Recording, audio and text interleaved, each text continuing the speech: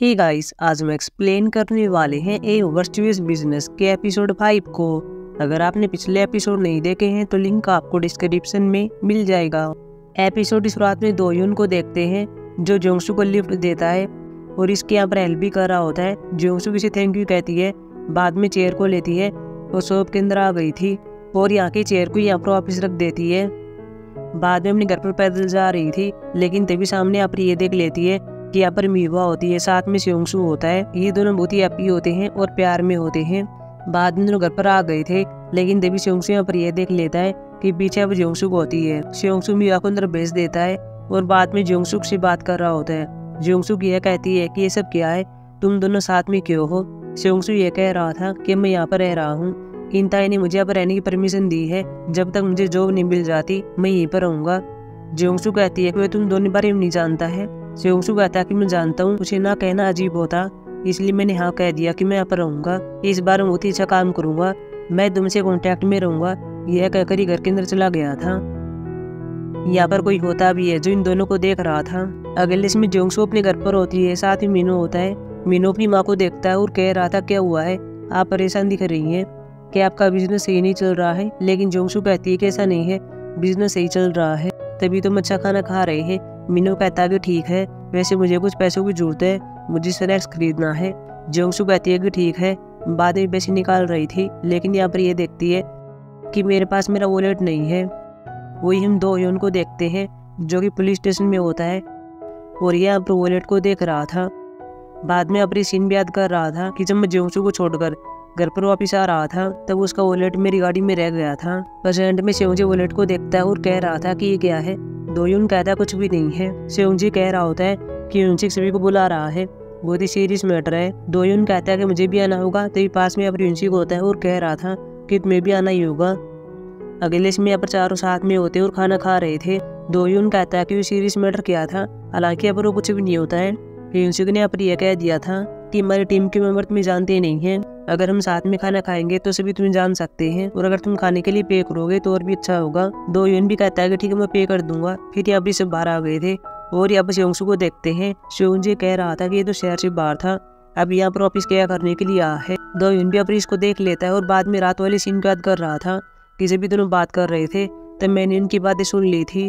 हालांकि दो यून वापिस इसलिए आया था ताकि जोंगसू का वॉलेट दे सके, लेकिन इसने इन दोनों को साथ में देख लिया था। प्रेजेंट में जोंगसू अप्रीन के पास आता है और नमस्ते कह रहा था। ये भी अप्री से कह रहे थे कि तुम यहाँ पर क्या कर रहे हो और हमेशा परेशानी पैदा करते रहते हो और जेल में आते रहते हो, ऐसे काम करना बंद करो। जोंगसू भी कह रहा था ठीक है, वैसे मैं जॉब की तलाश कर रहा हूँ। वैसे ये पुलिस वाला कौन है। पुलिस वाले यह कह रहे थे कि इसका ट्रांसफर भी यहाँ पर हुआ है। हालांकि दोयुन जोंगसू को गुस्से से देख रहा था और बाद में से कचरा कहता है। जोंगसू कह रहा होता है कि क्या तुम मुझे कचरा कह रहे हो। दोयुन यहाँ पर यह कह रहा था कि तुमने अभी यहाँ पर गोंद को फेंक दिया है और तुम यहाँ पर कचरा फैला रहे हो, जल्दी से गोंद को उठा लो।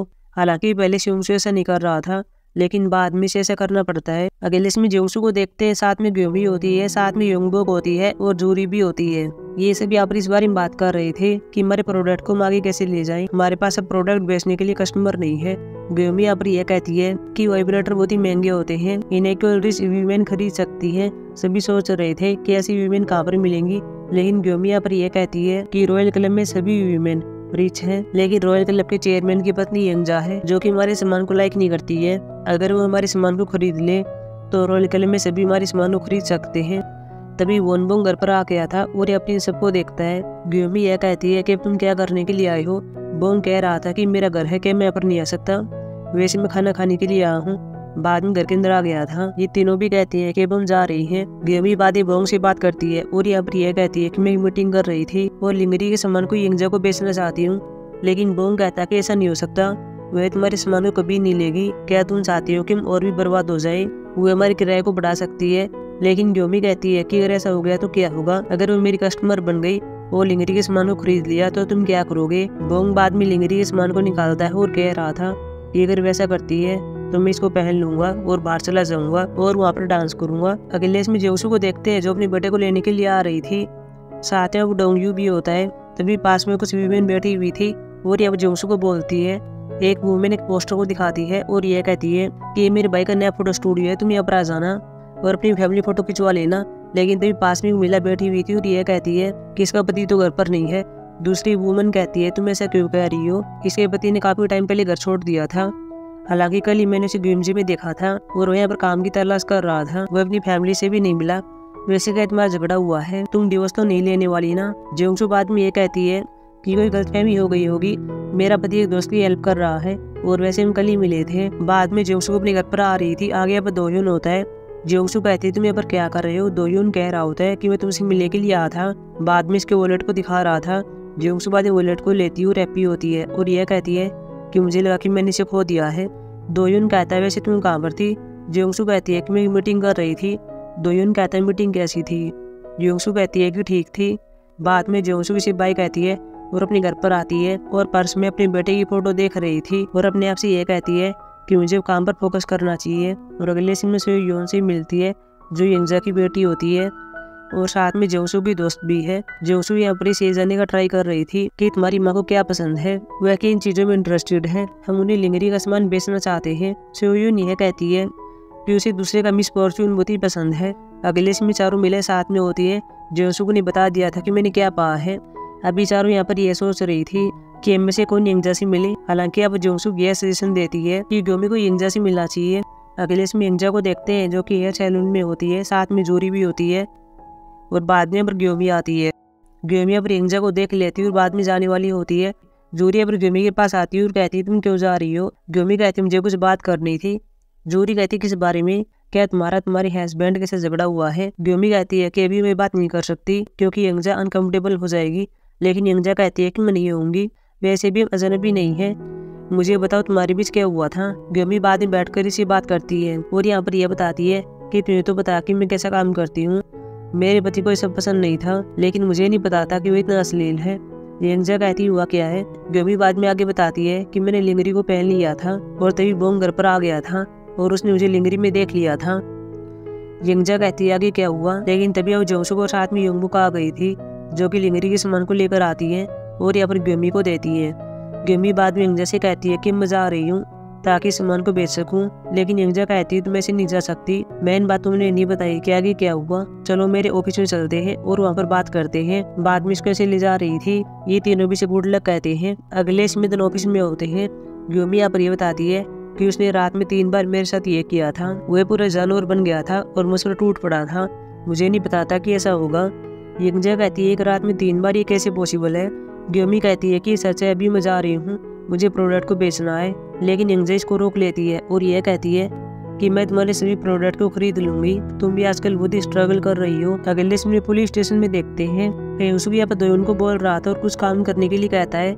लेकिन तभी यहाँ पर यह देख लेता है कि दोयुन का जला हुआ है। हेयुसी कहता है कि यहाँ पर क्या हुआ है, क्या तुम्हारा हाथ आग में जल गया था। ये दोनों भी से पूछ रहे थे कि ये जांच करते वक्त ऐसा हो गया था। ये भी अपराध करता है जो मुझे बाद में अपनी कॉम्प्लीमेंट कर रहा था और ये बता रहा था कि मैं पहले एक पूरी गैंग से लड़ा था और मेरे अपनी निशान हो गया था। लेकिन हेयुसुगी यह कह रहा था जब तुम स्कूल में थे और बच्चे तुम्हें मार रहे थे और तुम उस टाइम दीवार पर चढ़कर भाग रहे थे और ये निशान हो गया था। दोयुन बाद में बाहर गाड़ी में आ गया था और यहाँ पर एक सीन याद करता है कि यह पहले एक नन से बात कर रहा था जिसके पास सालों पहले बच्चे को छोड़ा गया था, यानी कि दोयुन को छोड़ा गया था। दोयुन उस वुमन के बारे में बात कर रहा था जो इसे यहाँ पर छोड़कर गई थी। नन कहती है कि मुझे नहीं पता कि वो कौन थी। दोयुन कह रहा होता है कि क्या वो मेरी माँ थी, लेकिन यापरी कहती है कि नहीं, मुझे ऐसा नहीं लगता। उसने एक लकड़ी की रिंग पहनी हुई थी, उसके पास ग्योमजे की टिकट भी थी और उसकी बोली को देखकर ऐसा लग रहा था कि वो ग्योमजे की थी। अगले इसमें जेंगसू को देखते हैं, साथ में इसकी टीम होती है। सभी और सेलिब्रेट कर रहे थे क्योंकि यंगजा ने सभी प्रोडक्ट ले लिए थे। अब ये नशे में होते हैं और रेस्टोरेंट से बाहर आते हैं। लेकिन तभी यहाँ पर ये देख लेते हैं कि यंगजा का पति चेयरमैन किसी और महिला के साथ होता है। अगले इसमें सोयोन से बात करते हैं। सोयोन यह कहती है कि मेरी माँ ने लिंगरी पहनी थी। हम यहाँ पर सीन देखते भी हैं, लेकिन चेयरमैन नाराज हो गया था और कह रहा था कि तुमने क्या पहन लिया है और बाद में घर से चला गया था। जूरी यहाँ पर यह कहती है कि वो किसी और महिला के साथ था। सोयोन कहती है कि हम जानते हैं और मेरी माँ भी जानती है। अकेले इसमें चारों पैदल जा रही थी, लेकिन तभी सामने देखती है और यह कहती है कि या तो यंगजा का ऑफिस आ गया है, पता नहीं वो हमारे साथ क्या करेगी। वो प्रोडक्ट को वापिस कर सकती है। लेकिन तभी यंगजा ऑफिस से बाहर आती है और इनको देख लेती है। बाद में इनके पास आती है और यहाँ पर ये बताती है कि कल जो मैंने लिंगरी पहनी हुई थी वह बहुत ही बढ़िया थी। चेयरमैन मुझ पर मोहित हो गया था। मैं रॉयल क्लब की वीमेन को तुम्हारे प्रोडक्ट्स दिखाना चाहती हूँ। बाद में चली गई थी। जूरी भी कहती है कि ये क्या था। ये भी कहती है कि ये झूठ बोल रही है और अपनी बात को अपने अंदर ही रखी हुई है। बाद में चारों जा रही थी। जेंगसू ये जाती हुई यंगजा को देखती है। यह भी यंगजा को समझती है क्योंकि इसके साथ भी सेम ऐसा ही हुआ है। यंगजा अंदर ही अंदर बहुत ही अकेली है, लेकिन ये खुश होने का दिखावा कर रही है। बाद में जेंगसू अपने घर पर आती है और यहाँ पर इसकी माँ होती है। जेंगसू यहाँ पर अपनी माँ से कहती है कि पिताजी ने हमारे साथ ये सब किया था, आपने कभी उन्हें डिवोर्स क्यों नहीं दिया। जेंगसू की माँ यह कहती है कि अगर मुझे डिवोर्स दे देती तो लोग मेरे बारे में यह कहते कि यह तो डिवोर्स वाली वुमन है और यह लेबल मुझ पर लग जाता। इसी लेबल से बचने के लिए मैंने ऐसा नहीं किया। वैसे तुम क्यों पूछ रही हो। जेंगसू कहती है कि बस ऐसे ही। अगले इसमें डेगयुन को देखते हैं जो अपनी फार्मेसी में होता है और उस सीन को याद कर रहा था जहाँ जूरी ने कहा था कि तुम सेलिब्रिटी की तरह दिख रहे हो। डेगयुन ने अपने गाना बजाया हुआ था, लेकिन तभी बोंग आ गया था और गाना बंद करता है और कह रहा था कि तुम सेम गाना क्यों बजाते रहते हो। अब डेगयुन यह कह रहा था कि यहाँ पे कस्टमर आई थी और उसने मुझे कहा था कि मैं सेलिब्रिटी की तरह दिख रहा हूँ। कस्टमर ने ये बात इसलिए कही होगी, इसकी दो वजह हो सकती है। एक तो उसकी देखने का नजरिया सही नहीं है, या फिर वह तुम्हें लाइक करती है। तभी बोंग के पास एक कॉल आती है जो कि ग्योमी का होता है। ग्योमी यहाँ पर यह कहती तुम घर पर आओ। बोंग कहता क्या काम है, क्या मैं डेगयुन को लेकर आऊँ, लेकिन यहाँ पर कहती है कि नहीं, मुझे केवल तुमसे काम है, मुझे अकेले कुछ बात करनी है। बोंग यहाँ पर हैप्पी हो गया था और भागकर घर पर आता है और यहाँ पर ग्योमी को देखता है। इसके हाथ में लिंगरी होती है। बोंग कहता है इसे पहन लो, मैं और लेकर आता हूँ। लेकिन ग्योमी कहती है कि नहीं, ये तुम्हारे लिए है। तुमने ये बात कही थी कि अगर यंगजा मेरा सामान ले लेती है तो तुम इसे पहन लोगे। बोंग कहता कि वो नहीं ले सकती। ग्योमी कहती है तुम बिलीव नहीं हो रहा है, तुम उसके पास कॉल कर सकते हो। लेकिन बोंग कहता कि रहने दो। बोंग बाद में सीन को याद कर रहा था कि मेरे साथ आगे क्या हो सकता है। मैं इसे पहन कर बाहर जाऊँगा और डांस करूँगा और सभी लोग मुझको देखेंगे। बाद में पहन भी रहा होता है। ग्योमी अपनी से पूछती है तुम कैसा फील कर रही हो। बोंग कहता है कि मैं असेम्ड हूँ और साथ में मुझे रिग्रेट हो रहा है। ग्योमी कहती है कि ठीक है, इस फीलिंग को मत बोलना, नहीं तो आगे तुम्हें इसे पहनना पड़ेगा। बोंग भी हैप्पी हो गया था और कहता है कि ठीक है। अगले सीन में पुलिस स्टेशन में देखते हैं सभी खाना खा रहे थे। टीवी पर एक आर्सन केस चल रहा था, यानी कि आग का केस चल रहा था। एक पुलिस वाला कह रहा होता है कि ग्युमजिन में आर्सन केस आज तक नहीं हुआ है, लेकिन सोंजी कहता है कि ये बार हो चुका है। बाद में अपनी इंशिक से कह रहा होता है कि उस टाइम तो रुकी थे और ये बात शायद 30 साल पहले की होती है। यहाँ पर एक आर्सन के सामने आया था, लेकिन योंची उसके बारे में बात नहीं करना चाहता, वो चला गया था। पास में दोयुन होता है जो इनकी बात सुनता है और फिर अगले सीन में आर्सन केस को देख रहा था और इसे कुछ मिल गया था। अगले इसमें जेंगसू को देखते हैं जो कि मार्केट में आई हुई थी, लेकिन तभी अपनी इंताया होता है, साथ में अपनी मीहुआ होती है। इंताया पर जेंगसू को देख लेता है, बाद में इसके पास आता है और कह रहा था कि मैं फाइनली पिता बनने वाला हूँ। मीहुआ प्रेग्नेंट है, 8 साल से बच्चा नहीं हो रहा था, लेकिन अब फाइनली ऐसा हो रहा है। बाद में गाड़ी लाने के लिए चला गया था। मीहुआ बाद में जेंगसू से बात करती है और यह कहती है कि तुम जैसा सोच रही हो वैसा नहीं है। जेंगसू कहती है कि मैं जानती हूँ कि ये बच्चा किसका है। मीहुआ यह कहती है कि यह तुम इंताया को बताने वाली हो, तुम कोई भी ट्रबल मत कर देना, मुझे मेरे परिवार की रक्षा करनी है और तुम्हें अपने परिवार की रक्षा करनी होगी। बाद में चली जाती है और फिर रात को अपने घर पर आती है, लेकिन यहाँ पर यह देखती है कि यहाँ तो जेंगसू आया हुआ है और मिनो के साथ खेल रहा है। जेंगसू की माँ भी यहाँ पर होती है जो कि जेंगसू से यह कहती है कि मुझे बड़ी गुस्सा आ रहा है और मैं उसको मारना चाहती हूँ, लेकिन मैं ऐसा नहीं कर सकती क्योंकि यहाँ पर मीनू है और तुम भी ऐसा कुछ मत करना। जेंगसू कहती है कि ठीक है। जेंगसू बाद में जेंगसू से यह कहती है कि मुझे तुमसे बात करनी है। बाद में इसको बाहर ले आई थी और यह कहती है कि ये सब क्या है, तुम यहाँ पर कर क्या रहे हो। जेंगसू की यह कह रहा था कि मीनू मेरा बेटा है, उसे मेरी याद आ रही थी, मैं उसे स्कूल से लेकर आया था, मैंने जो कुछ पहले किया था क्या तुमसे गलती नहीं मान सकती और उसे बुला नहीं सकती। लेकिन अब जेंगसू की यह कहती है कि मीवा प्रेग्नेंट है। जेंगसू कहता मुझे कोई फर्क नहीं पड़ता, मीनो केवल मेरा बच्चा है और तुम मेरी पत्नी हो, तुम क्या चाहती हो मतलब हो जाए। अगर ऐसा होगा तो मीनो की देखरेख कैसे करोगी, क्योंकि जब हमारी शादी होने वाली थी तब मेरी माँ ने मुझे कहा था कि जब उसे पहली बार देखा था तुम डिप्रेशन में थी क्योंकि सिंगल मॉम ने तुम्हारी देखरेख की थी। अगर ऐसे कुछ हुआ तो मीनो के साथ क्या होगा। जेंगसू बाद में इसको मार रही थी और यहाँ से भगा देती है। जेंगसू बाद में अंदर आती है। मीनो कहता है मेरे पिता कहाँ पर है, उसने कहा था कि वो मेरे साथ रहेगा और मुझे यहाँ पर सुला कर जाएगा। जेंगसू कहती है उसे कुछ काम हो गया था, वो चला गया है। जेंगसू बाद में घूमने के लिए बाहर आती है और यहाँ पर बैठी हुई थी, लेकिन तभी वो दोयुन आ गया था। जेंगसू इसको देखती हुई कहती है तुम ठीक हो, तुम नशे में लग रहे हो।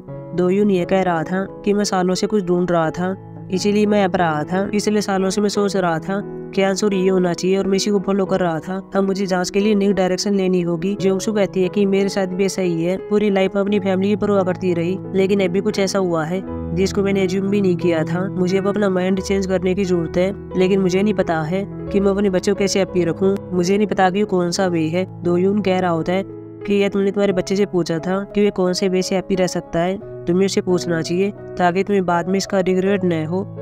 रात को जेंगसू मीनो के पास आती है जो कि एक पिक्चर बना रहा था जियोंगसू भी यह कहती है कि ये तो वही पिक्चर है जहाँ हम पिछली बार गए थे, वो झील के पास एंजॉय किया था। वैसे क्या तुम्हें पसंद है, तुम हैप्पी कब रहते हो? मीनू कहता है कि मैं चाहता हूँ कि हम फैमिली साथ में रहे। जब मेरे पिता स्माइल करते हैं तो तुम स्माइल करती हो।